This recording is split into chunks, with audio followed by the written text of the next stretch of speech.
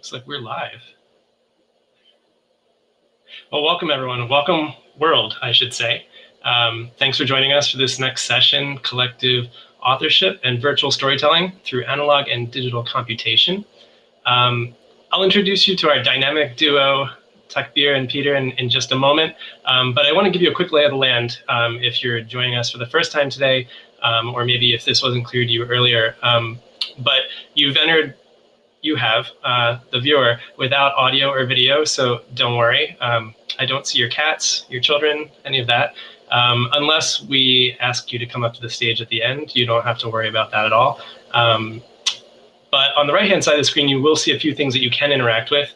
There's a chat box, and there's a space for Q&As. So that chat part, we encourage you to use. It will not offend us if you have active conversations going on there in the chats. We won't promise to actively respond, but feel free to use it. And so you can actually start right now by typing in maybe where you're listening from and who you are. Give us a brief hello.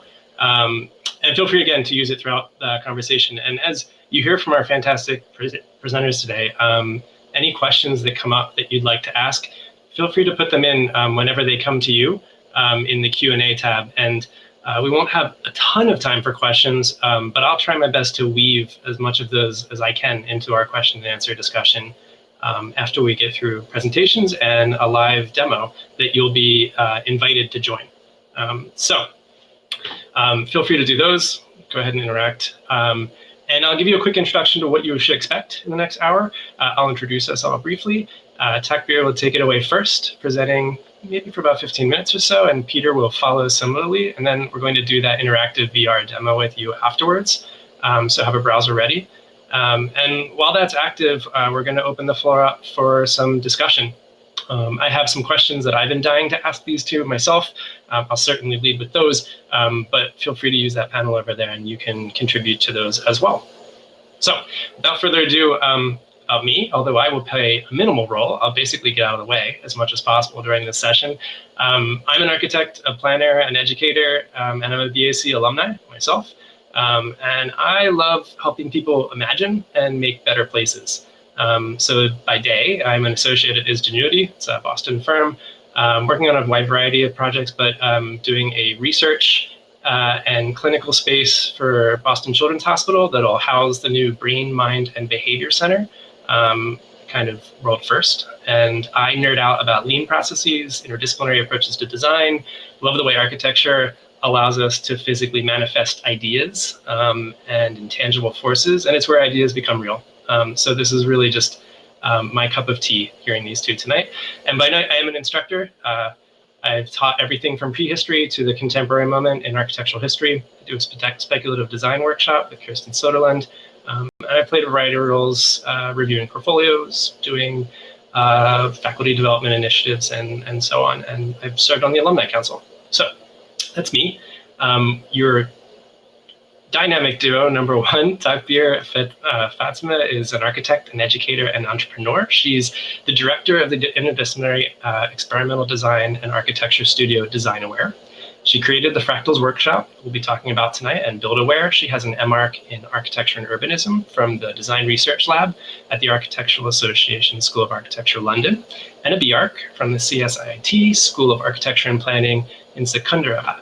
She is a fellow of the Startup Leadership Program and was named Telangana Young Architect by the Indian Institute of Architects in 2016 and awarded the Emerging Architect of the Year by NDTV Design and Architecture Awards 2016. She was recognized in the annual selection of 50 Emerging Indian Architects and Designers, iGen 50, in 2019.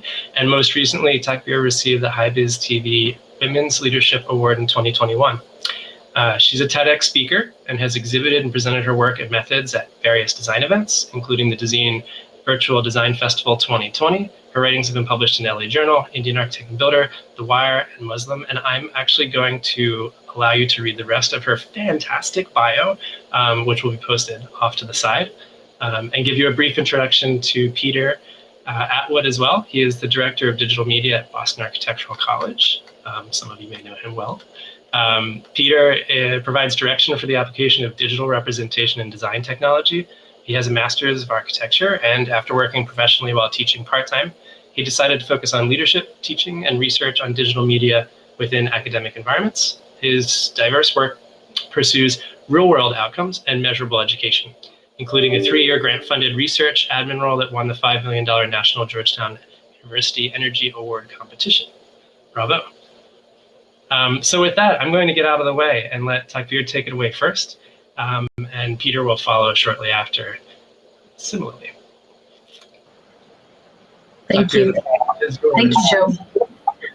It's an honor to be invited to speak at the BAC Talks. I'm so happy to be a part of this, and I've caught a few snippets of the previous talks, and I'm really excited to see all the conversations that have been going on. Just gonna share my screen.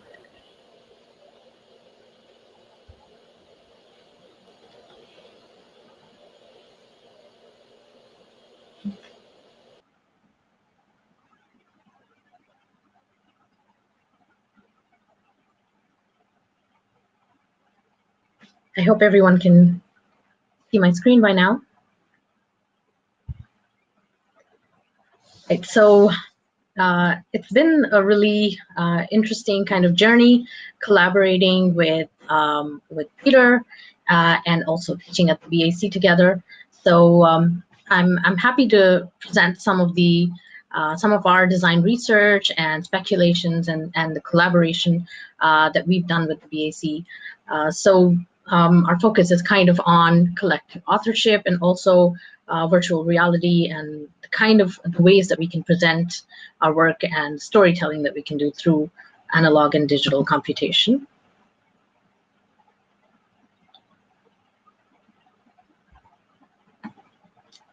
So just to give you a little bit of a backstage view of what we do, as mentioned, I practice primarily in Hyderabad, India. And so this is our studio in Hyderabad. We also have a presence in Dubai, but this is our Hyderabad studio. This is our HQ. Currently, we're closed and we're working from home, just like most of the people around the world, because we're in the middle of a lockdown. We're just coming out of a lockdown. That's just an idea of where we work. So about the Fractals workshop, I created this workshop about 9 years ago.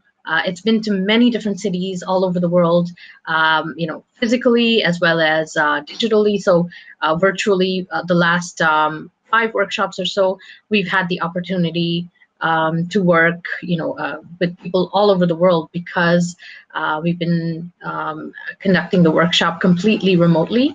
And so that has given an opportunity for us to collaborate and connect with so many different universities and companies, and also students and participants from all over the world. Our workshops have been attended by hundreds of people from different places in the world since last year. The Fractals workshop has also been featured in multiple publications throughout the years. So the premise of our design research is that many minds and many hands can come together to create something that is much greater than the sum of its individual parts.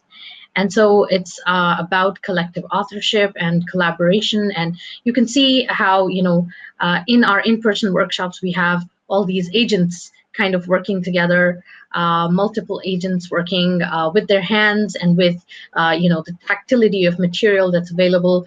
We usually use readily available material that can be repeated, that has an inherent geometry to it, and that can be easily replicated in large scale aggregations or higher resolution aggregations. These are some of the examples of materials that we've used earlier in our in-person workshops, and usually these culminate into a sort of exhibition where the work kind of takes the form of installations.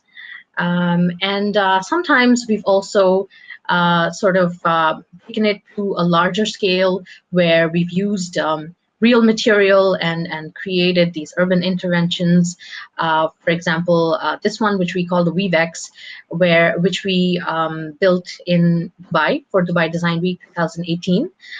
In this, the process was that we learned from the local craftspersons or craftswomen Bedouin craftswomen who are in charge of building houses in the desert using the palm frond midrib. And so we adapted this material to a more mathematical kind of geometric outcome that we created, which is a hyperbolic paraboloid, and it stands in stark contrast to the steel and glass architecture of Dubai. So this is a kind of conversation we wanted to open up about how this also can be contemporary architecture. On the other hand, we in Hyderabad Design Week 2019, we brought together students from many different schools of architecture in the city of Hyderabad to participate in a workshop series called Collective Intelligence. And all of these students worked together, and then they not only designed, but they also worked alongside fabricators and learned from them to translate their prototypes or their, the representative material that they used, and then learn how that material could be translated into real material, such as steel, which is, which can be built in a large scale. And so this is it's almost like an urban gesture, the sculpture that we call the Peacock, which is on permanent display at the near the public garden in Hyderabad. Opposite to the Telangana State Assembly. Sometimes, these two methods of working, the interactive one, which is hands-on and kind of exploratory, and then the other one where we have these public or urban sort of gestures, as we call them, they kind of come together in this particular exploration where we were asked to, it was for a street art festival in Dubai, we were asked to design a public art installation, which would be designed and built by the public. So how do you get people, from all walks of life, people from different backgrounds, different age groups, who may or may not have any design or art expertise or skills? How do you get all of these people to come together to design and build an art installation? So we decided that it could be something like Legos, a kit of parts or a puzzle that they could build together.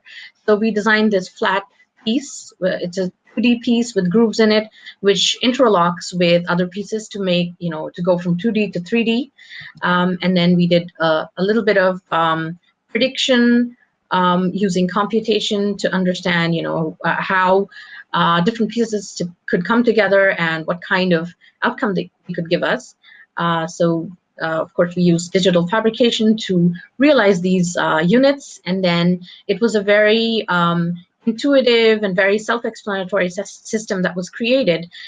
So anyone could just grab some pieces and start building.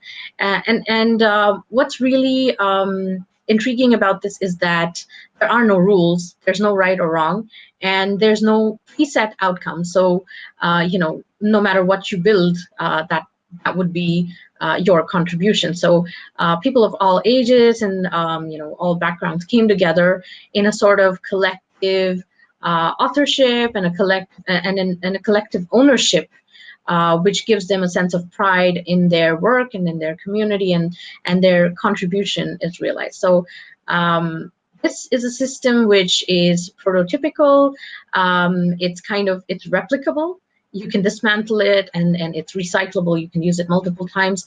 And so we did, sort of let these agents sort of flock into different places. So we did this at IKEA in India, and then we also did it at a bunch of different other festivals where you can see that it's simple enough that kids can also kind of figure out what to do with these pieces, and anything you do is right. So we call this system flock because it kind of learns from the intelligence of flock behavior, where each unit, you're not talking about the entire outcome, but you're talking about what each unit does in connection and in relation to its neighboring units.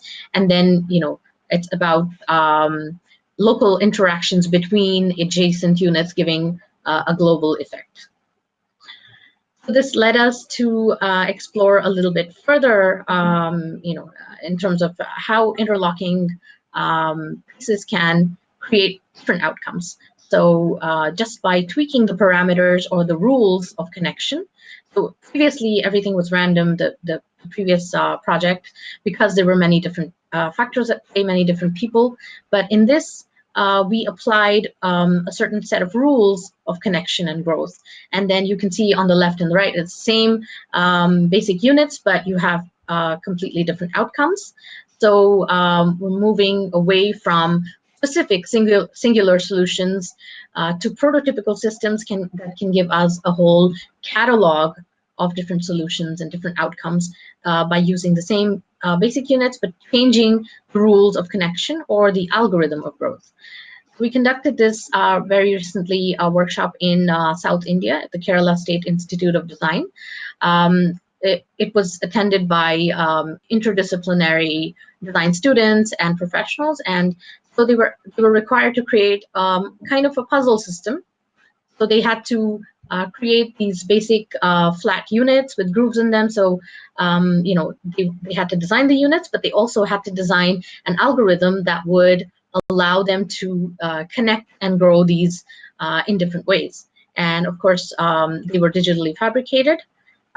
So they not only learned, kind of analog explorations and analog aggregation, but also digital sort of projection and applying rules in computation. And then, so the algorithm is in analog as well as in computation realm. So this is a video showing one of those explorations. Sorry. So you can see that the students have come up with, almost like a kit of parts. They created this puzzle system. They designed the basic unit with the grooves, and then they decided which parts of which grooves would fit into which ones. And so that becomes their algorithm. And here you will see that this is one way of putting it together. So we did a kind of experiment where we allowed one of these groups to design this system and put it together in one way, and then give another group the algorithm or the rules, and the second group had to dismantle that and then sort of put it together in another way. So with the same basic units, you're able to get two different outcomes, completely different sort of aggregation systems. And so this can be repeated over and over. So you can probably have, probably a great range of different outcomes just by tweaking the rules. And these are some large-scale urban interventions that they came up with. So these are still prototypes. They just changed the scale, and they were kind of doing them at a larger scale, and also to understand real material and the implications. And also, this kind of becomes a system of dry construction, which can be dismantled and put together in different ways in different locations. And this workshop was held in March. So that was a very brief kind of bracket in which we were able to travel, and we weren't in lockdown. Now we're back in lockdown again. So so at that time we decided to we'd been working remotely and conducting workshops online for almost a year by then. So we decided that we wanted the best of both worlds. So we created a kind of hybrid workshop where we could have not only the in-person workshop, but also expertise from international professionals and academicians and architects who could join us online. And they, as you can see, Peter is also part of the guest critics that we invited, and the students really greatly benefited from their expertise. So this brings us to our series of collaborative workshops that we've done with BAC, which was completely online. So as you can see, we used paper as the Fractals workshop is really, the starting point is always analog exploration. So paper was the material of choice because it's available everywhere. Plus, it's very it's very versatile. So you can do a lot of things with paper. So the premise behind the workshop is that we learn from how fractals behave in nature. So fractals are everywhere in nature, and nothing in nature is random. Everything in nature has a certain set of patterns or a certain set of rules of growth, or you could call it an algorithm.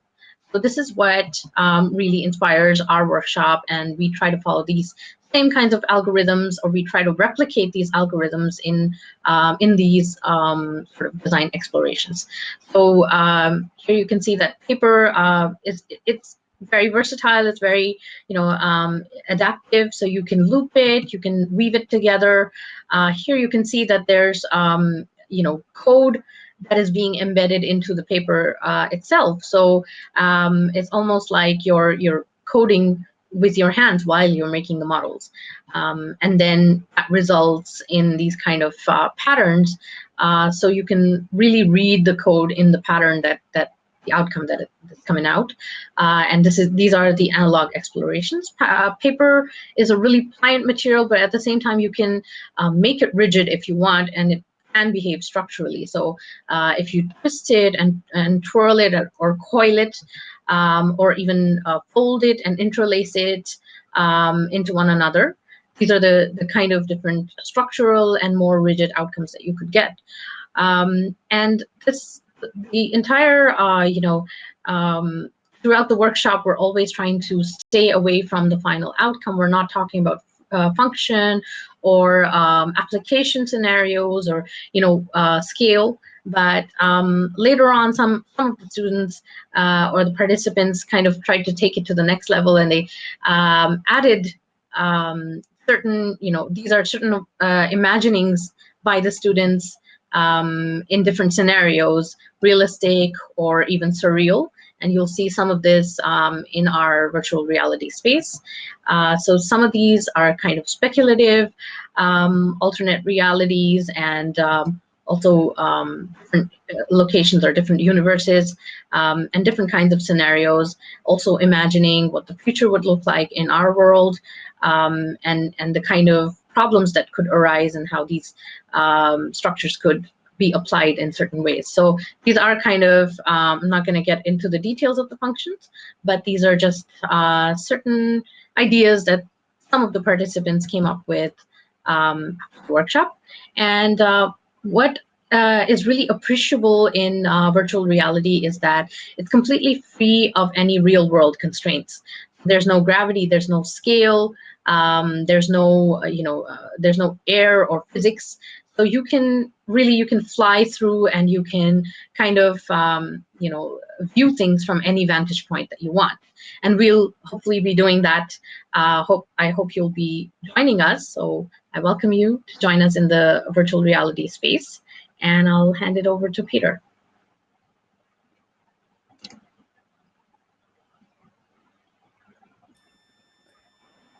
Thank you, Takbir. I really appreciate it. There is so much space between these workshops that we're presenting today, and I'm so very intrigued on how they translate to these virtual environments. What I'm going to present here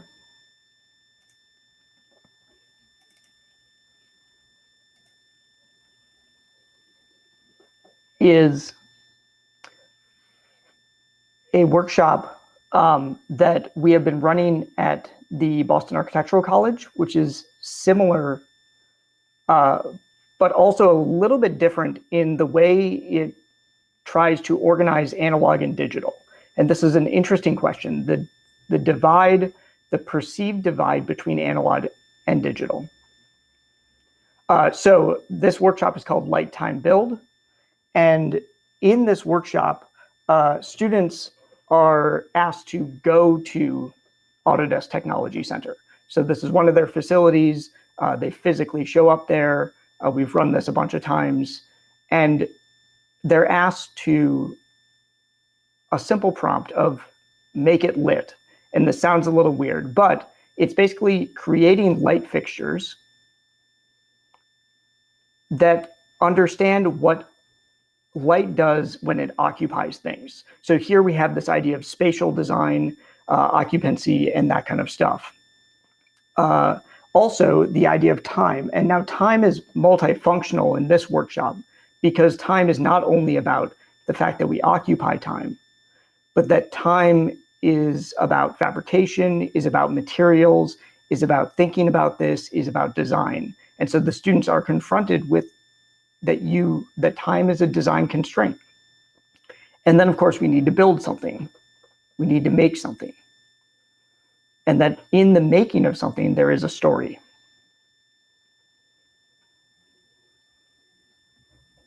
Now, we're not going to go through all of these details, but again, here the course is about physical space. In this conversation, we're starting to question how we virtualize physical space, physical making, the importance of that. The top left image, you see students using desks at Autodesk at their kind of like popping in, being able to travel there, wanting to travel there. You see them interacting with large-scale technology. This is a big rep 3D printer that they wouldn't normally have access to. We have utilized this space for about 7 different classes or workshops, similar to Takbir, where many workshops happen over a course of time.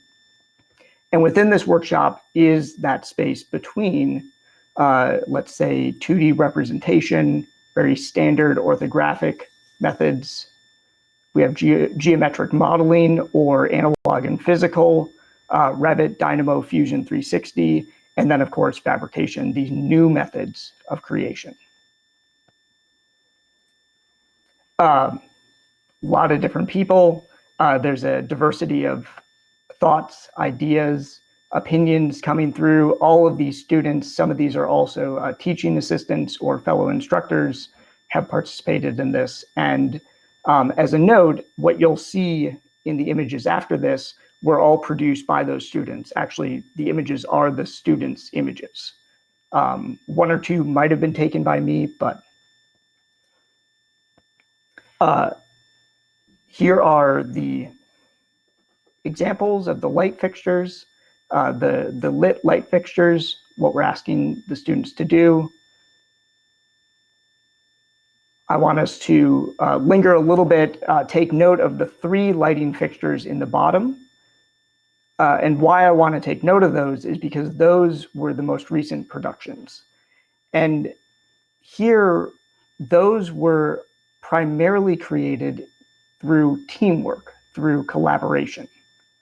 And we'll talk a bit more about how we collaborate together, not only physically, but also virtually.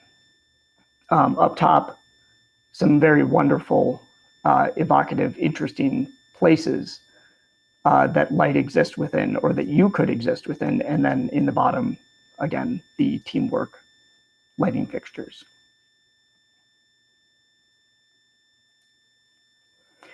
So what is analog and digital computation? For me, in this workshop that we've done at Autodesk and at the BAC, or at Autodesk with BAC community and hopefully extending beyond, is we start with machines. The students are asked to investigate machines. You can see the students and professionals working and seeing how those machines work. They travel to the sites. You can see them asking questions, taking pictures, learning from 3D printing gurus like Adam. Not only are we doing this, but the students are also given access to learning resources that they do outside of this. So online learning resources. Also, how do we start to virtualize these kind of spaces, these kind of interactions where everyone's leaning down, bending over, and starting to understand what these things mean, whether it's a 3D printer, a laser cutter, or a big rep. Then we jump into the digital, or what we could think about the digital, and we start to model learned forces. And when I say learned forces, it's the idea of terms like revolve, array, fold, right? That a sphere modeled in a program which is asking you questions about those kind of forces, what does that mean? How do you model that? And no matter what program you're using, all programs are equal, right? And students have different impressions of programs, whether or not they want to use it or throw it in the recycling bin, right? Or why is Peter making me use Fusion 360? Isn't necessarily the most important point. The point is that we are understanding the technologies we're using through these different things. Now, going back, analog, I suppose, practicing positive failure. We see many examples here posted by students where things just don't work or don't feel like what you think they should feel like. We just have piles of debris that we 3D printed. We have small models as compared to larger models. We have 3D prints that take forever and forever and have parts that don't really make sense to us. The scale of things, and then what happens, like maybe you just need to grab a blow dryer or a heat gun and get rid of some of that stuff. And I don't know what exactly the purple stuff is, but we learn from it. Now, when we learn from those kind of things, we start to understand the parameters involved. And here, I think going back to this idea of what is the difference between analog and digital computation, parameters involve looking at calculations, right? The top orange image here is something we might look at. It's an orthographic view. It helps us understand things, but the image below it gives us more information about that.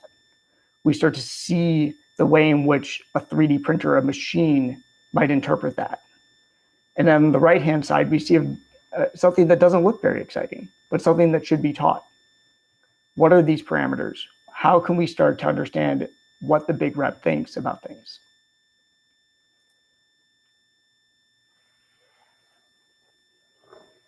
Now, we have this space between the analog and the digital, but how do we start to tell stories about that?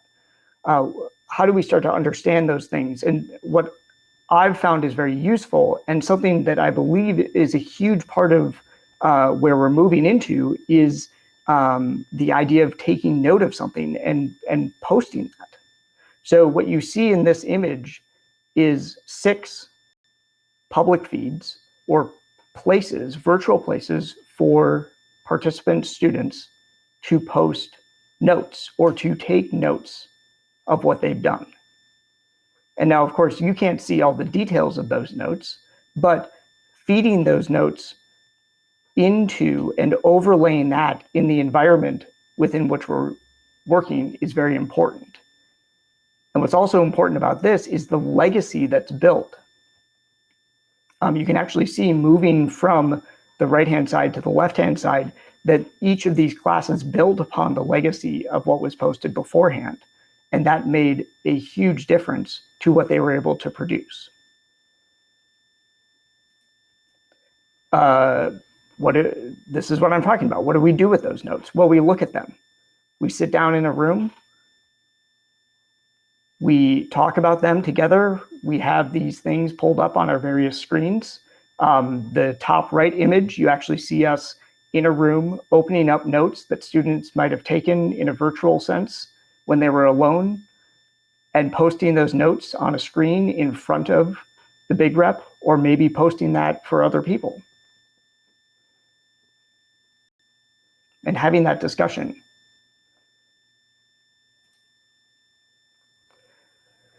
Now, collective authorship is an extremely important term. And why I want to linger on this here is the idea of grouping, naming, or teaming.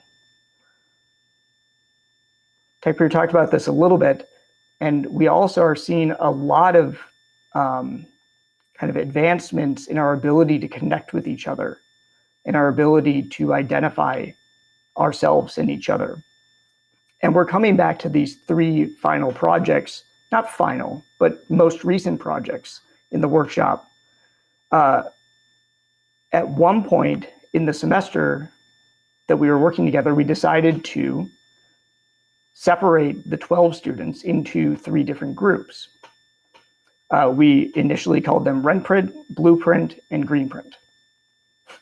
Just, it has no relationship to anything besides it was 3 different colors. And then the students got together, they started talking about things, they started thinking about things, and they eventually came up with a name for their group. Left-hand side, we have boxy and cheesy. Now, is that the best name for it? I don't know, but it is an ability for us to identify ourselves. In the middle, I think a very beautiful print. This is actually fairly large, printed on a big rep by students. Coral, looking at kind of shape and form, optimizing that print, and learning about how it might be used for other occupancy beyond just light, right? And then the right-hand side, we have bubble trouble, which was named for the amount of trouble that that print gave us, even though it is a very captivating form.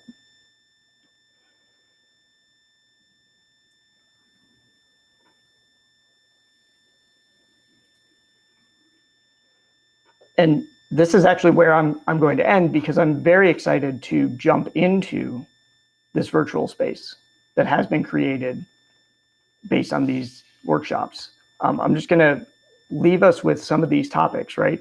Analog and digital computation, virtual storytelling, broadcasting feeds, collective authorship, more important. And with that said, I'm going to turn it back over to Joe.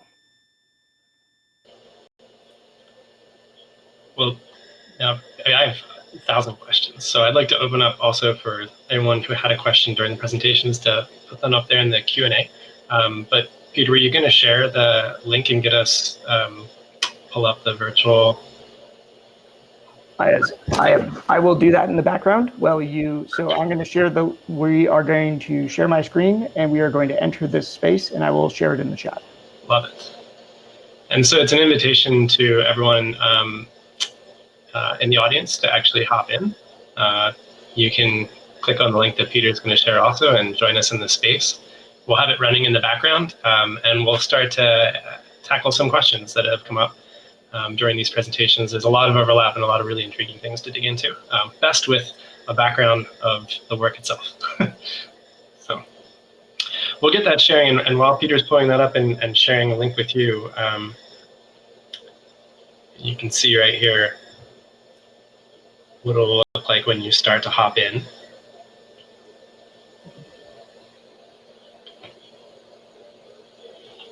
I'll give you a second just to take this in before I even start talking, because I think taking in the visuals and the auditory at the same time is a bit much. But this is a virtual space that you're free to join by clicking on that link below. I found it worked better with Chrome, but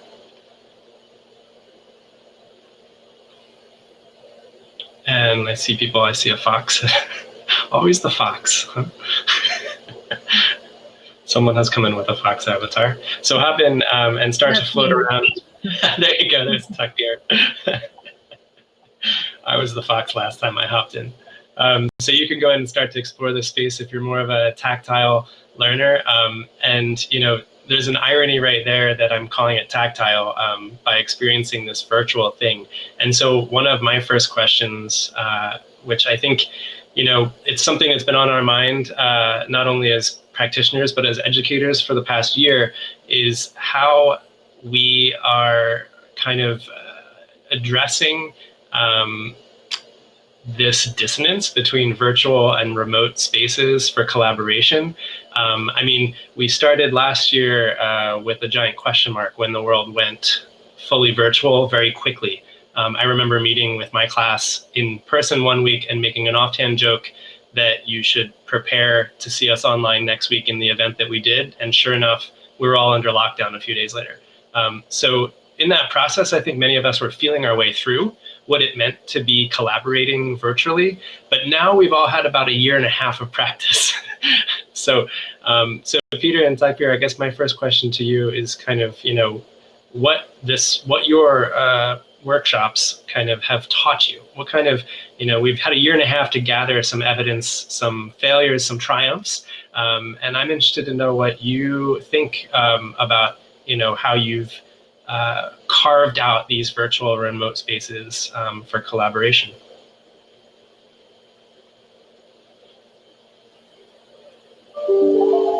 I think definitely there's, just like everybody else, we're definitely missing the being in the same space, and that's the familiarity of being together in the same space. But I think there's a lot that at least I have learned about the, we're all discovering how to teach and how to learn online, even though we've been kind of sort of doing remote work for, I'm sure, 10 years. We've been doing remote work, but this is the time when everyone at the same time was forced to become remote. So I think that allowed us to kind of learn new ways of doing things that were missing. So for example, like you said, the tactile experience that's missing. But on Zoom, we were able to get students to work with real material, whatever they have on hand, but also to be able to collaborate with other students or other participants at the same time. That was really something that we initially thought, I thought it would be very difficult. But I think it's been quite a positive experience in that we're all figuring it out together, and we're all able to kind of come up with new ways of doing. So a lot of things that Peter also mentioned, the public feed, I've sort of adapted those ways of teaching as well in some of my studios. So I think it's been a learning experience even for those who teach.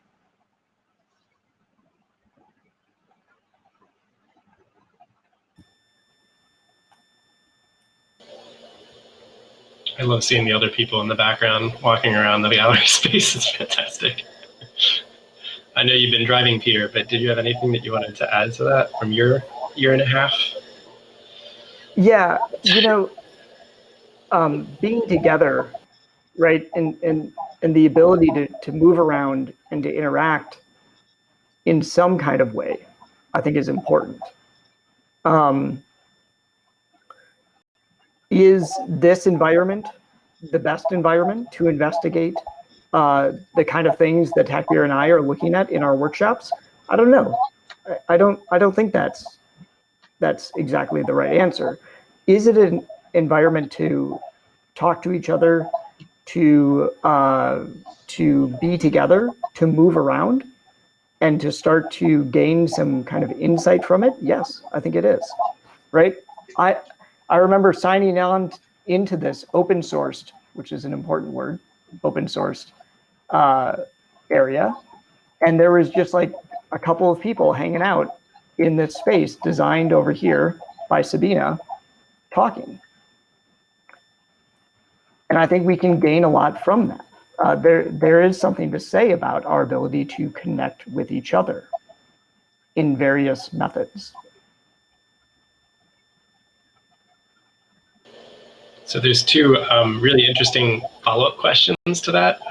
So David Silverman and Michael Keys both kind of asking about serendipity and happy accidents. It's serendipitous that those two things are both there, actually, drawing off a similar theme. And David's version of it says, please discuss the place of serendipity or giving control to the computer in the design process. It's an interesting presentation following Mahesh's talk about robotics and technology. And then Michael's version of that is the notion of happy accidents is a huge part of the learning and designing process. How has this manifested itself in each of your programs? So I think that's one of the things that actually we've all kind of noticed is a bit missing in the virtual context, is this idea of serendipity or happy accidents. And so maybe take a second to let us know what, the one version of it is how that has a place in the learning and designing process, and the other is giving control to the computer itself, right, as part of the design process. I think the bottom-up kind of process that we keep kind of advocating is that instead of the top-down process where we, as designers, we tend to think of what the outcome is going to be and what outcome we want to achieve. We think about it or we imagine it first, and then we try to reverse engineer or work towards it. In the bottom-up design process, you're forcing yourself to stop thinking about what the outcome is going to be, but you're focusing on the process itself. You're focusing on how things come together, what are the rules of connecting, neighbors to each other, or what are the kind of parameters that you would be giving to the computer, or even doesn't necessarily have to be computational. It can also be material. If you're using a kind of material that has, you can't control every part of the material. Maybe it's a natural material, or maybe it's a kind of let's say a stretchy material, you'll have to relinquish control at some point because you can't really precisely control every part of it. That's the same thing with the computational design process, be it analog or digital. You're not really thinking about controlling every aspect of it. You're just controlling the parameters that go into it or the factors that go into it, and then you kind of watch it unfold. So you're as surprised as a designer, you're as surprised as everyone else. So that.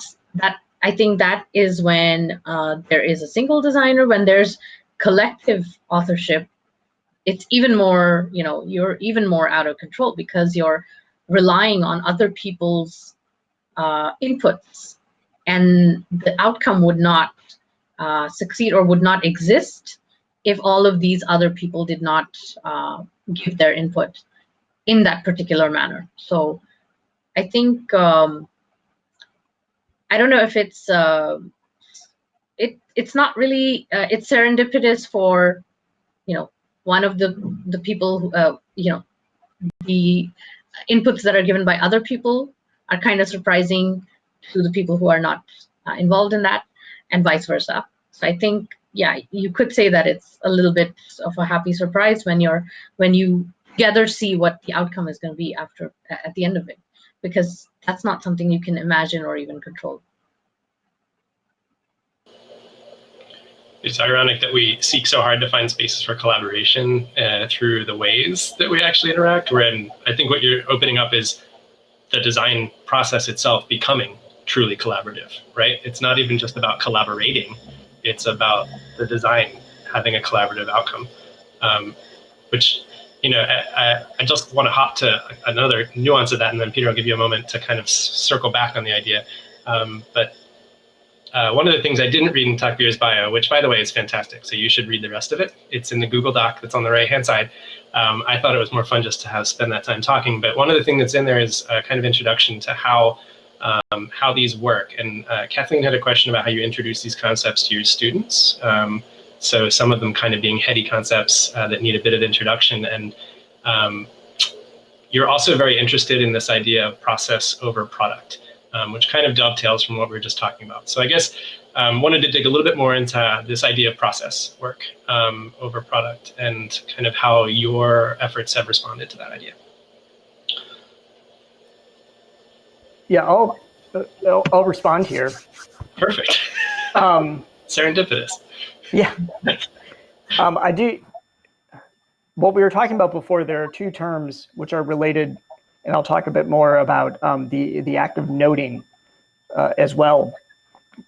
But that's the idea of wondering and wandering, right?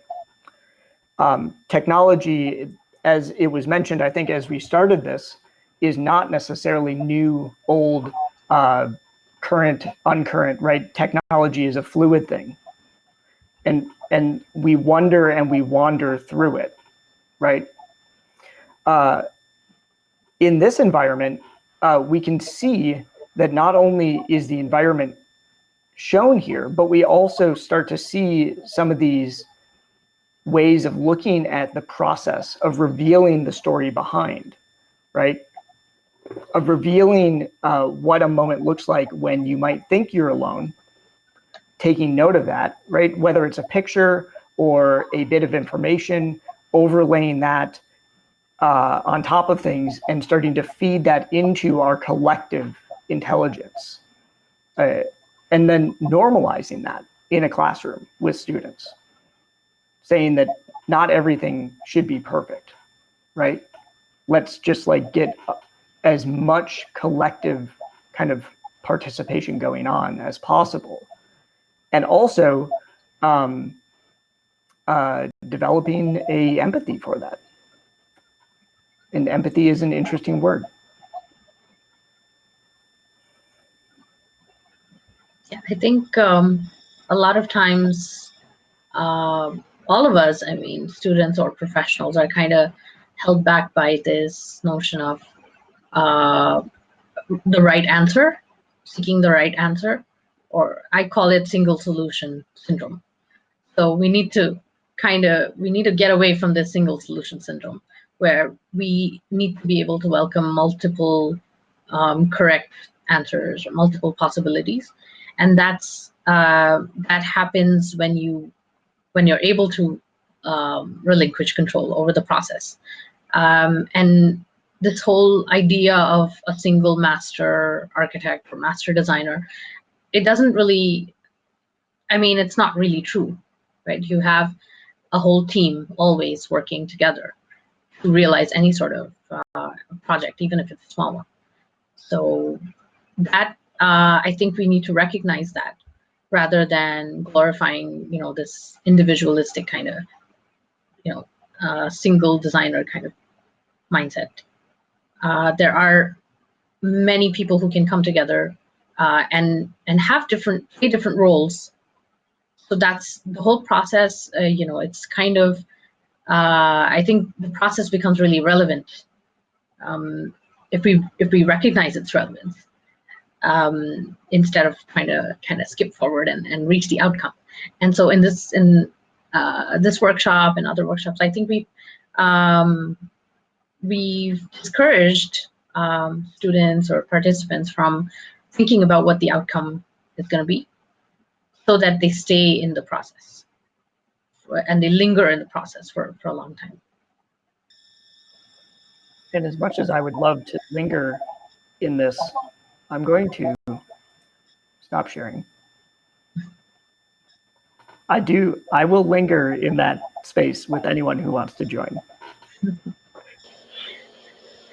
There's some other questions about actually how both of your works have been immortalized in other spaces. People are asking to buy the lights. They're wondering if the models have a digital gallery at all, or you've kind of captured and honored the interlocking designs that were shared earlier.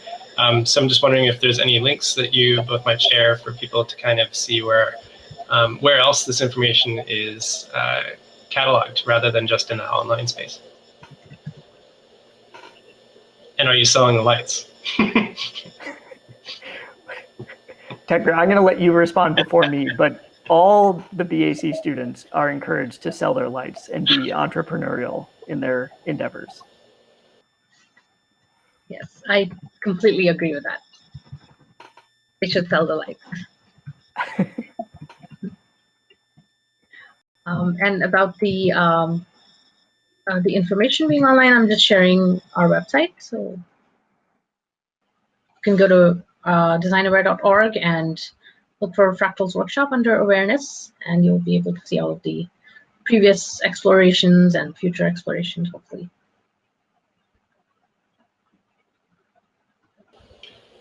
There's two more questions, and I'll let you choose which one you want to answer. I have one, and there's a great one that just popped up from Karen Bala.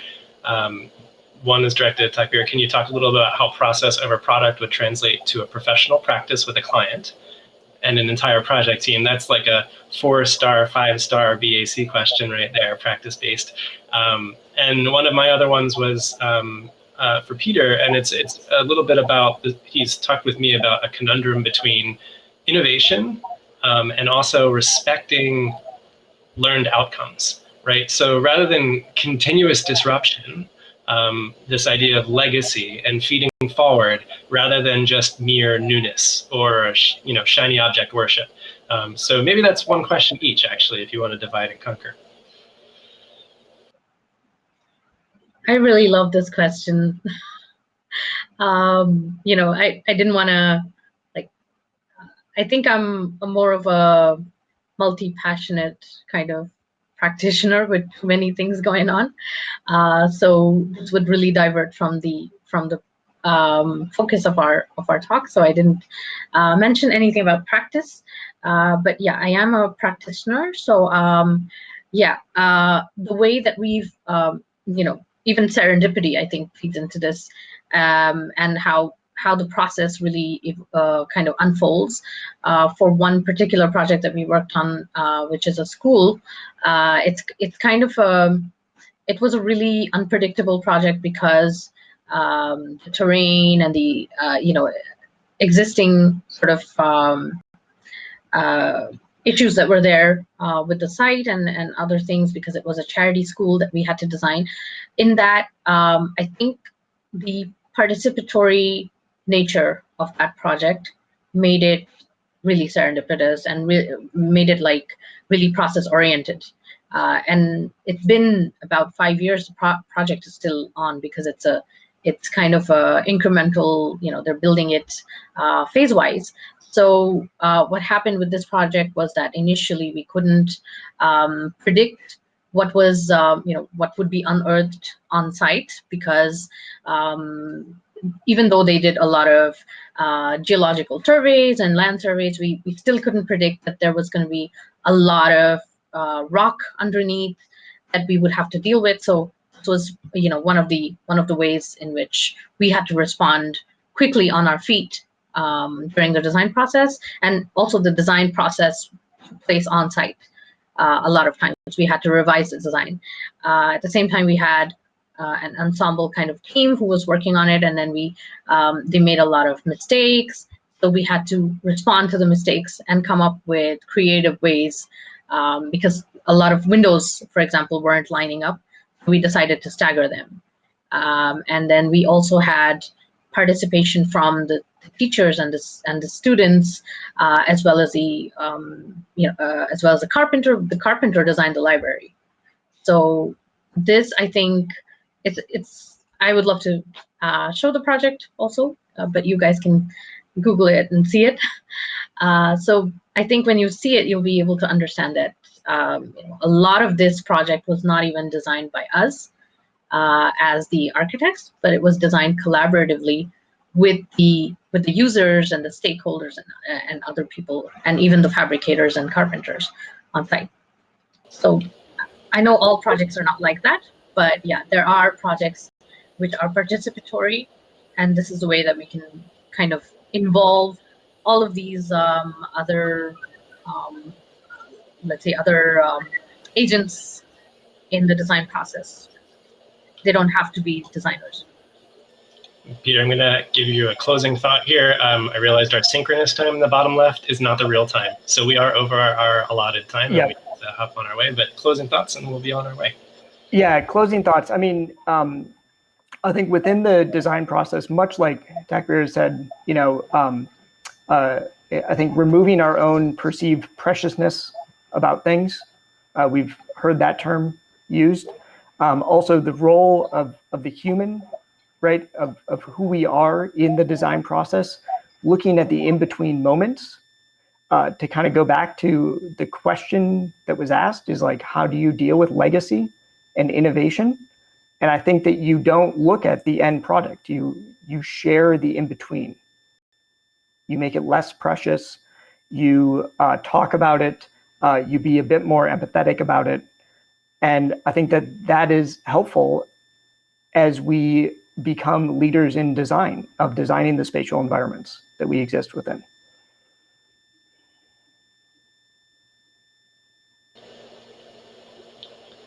All right. We're going to make room for our next group to come on in. So thank you both for all of your time. Thanks everyone for staying with us and hopping into the 3D world and playing for a bit. And stick around if you can for the next session. Thank you. Thanks, Joe. Thanks, Joe. I hope